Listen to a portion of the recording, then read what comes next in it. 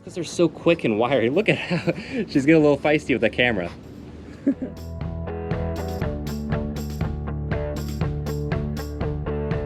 What's going on, guys? Welcome to today's video.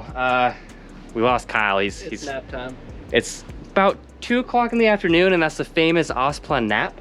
So he's getting ready for that nap. But today we are actually going to be unboxing a new snake that we just got, which is a little monocled cobra.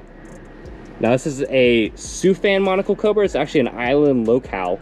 So we'll go ahead and unbox it. And then while we take them out, I'm gonna go ahead and walk you through the process of setting up a little baby cobra, as well as just setting up venomous snakes here in Florida. So let's take a look.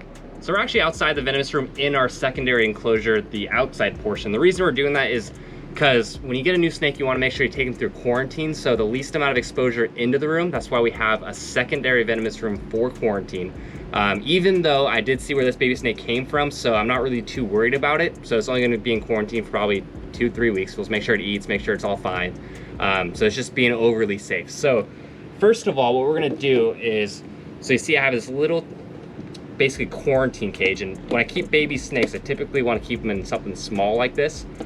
And to comply with guidelines, it's obviously danger venomous reptile is labeled. And then we're just gonna do something simple. It's gonna be really easy. I got paper towels in there, just like I said, super simple. Once it gets through quarantine, I'll probably put it on cypress mulch. It's got a little paper towel for a hide and a little water bowl. So it's all set up in here, and then as well as for keeping venomous snakes down here in Florida, any restricted species, is you gotta label the enclosures. So I have the common name, which is a Siouxfan monocled cobra. So we're gonna go ahead and put this on the container. Why is it called Siouxfan instead of just a regular monocled cobra? So it comes from a certain island. So it's a completely, no, not complete, it's a subspecies. So it's actually Najacuthia siouxfanensis.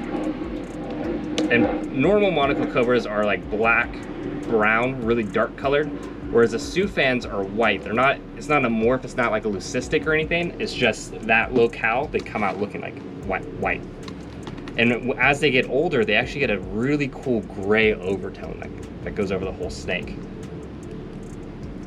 And we saw the parents of this one when we were there, and it was actually pretty large. I don't know if he showed me the male or the female, but it was probably in the 7-foot range. So it was actually a really large monocled cobra. So there we go. So we got it labeled Siouxfan monocled, Najacuthia.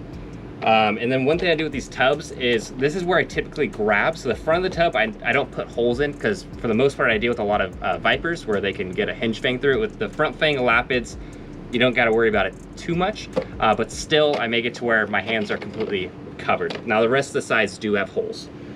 So what I'm going to do now is get him some water, and we'll just get everything set up. That way he's ready to go. So as soon as he goes in this tub, we don't got to bother him anymore.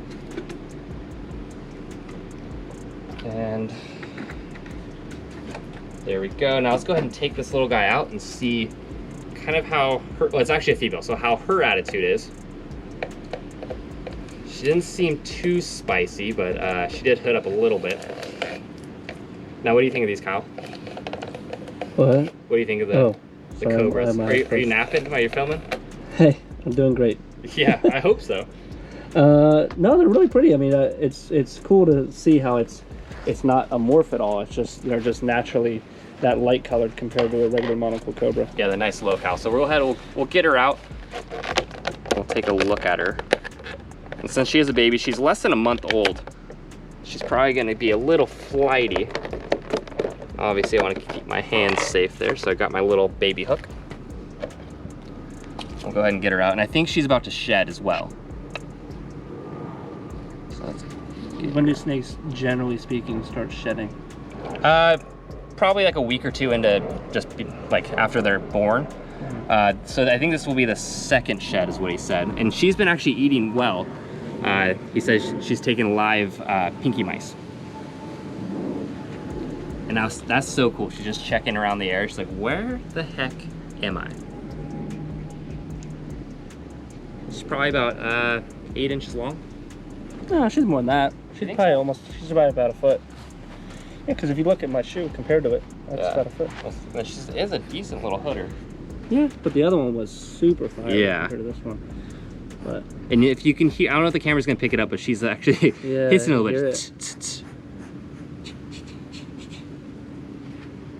Little worm. Yeah, little danger noodle.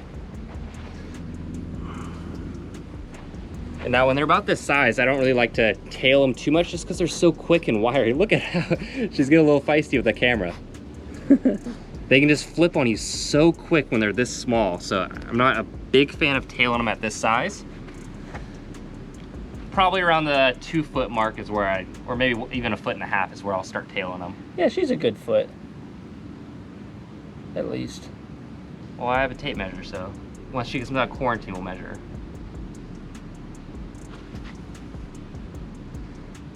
He's tailing. Yeah. I'm just gonna keep her in place. Yeah.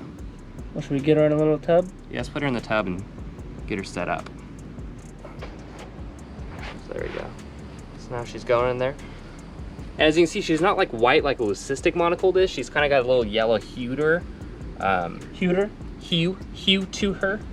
And you can see actually her head's a little gray too. So that's gonna turn really gray, and then her body's gonna have that gray overtone. So just another cool monocle cobra. I mean, I definitely want to get some leucistics in the future that are pure white, but for right now, that's a really unique snake. All right, guys, well, hope you enjoyed seeing us set up this little baby snake. When she comes out of quarantine, we'll do another update, and we'll also do some feeding videos with her as soon as she's out of quarantine as well. But if you haven't already, make sure to like, comment, subscribe, check out Primitive Predators, the merchandise, and see you in the next one.